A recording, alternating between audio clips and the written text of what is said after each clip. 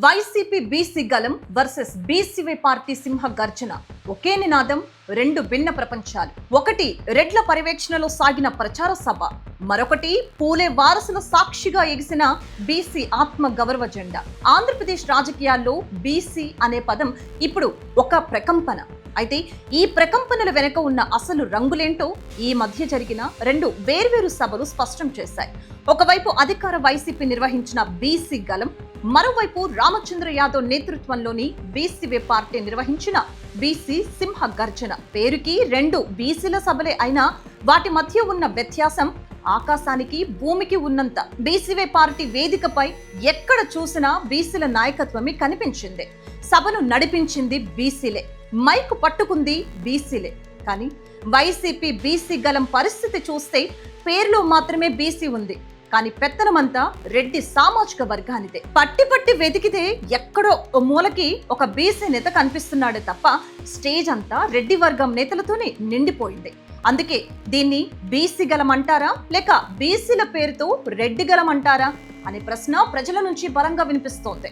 BCY party నిర్వహించిన BC సింహ గర్జన ఒక మైలురాయిగా నిలవటానికి ప్రధాన కారణం బీసీల ఆరాధ్య దైవం మహాత్మా జ్యోతిరావు పూలే వారసురాలు రమాకాంత్ పూలే స్వయంగా తరలి రావటం. బీసీలకే ఐకాన్ గా నిలిచే ఒక మహిళా మూర్తి వేదికపై ఉండటం బీసీలకు కొండంత అండను ఇచ్చింది.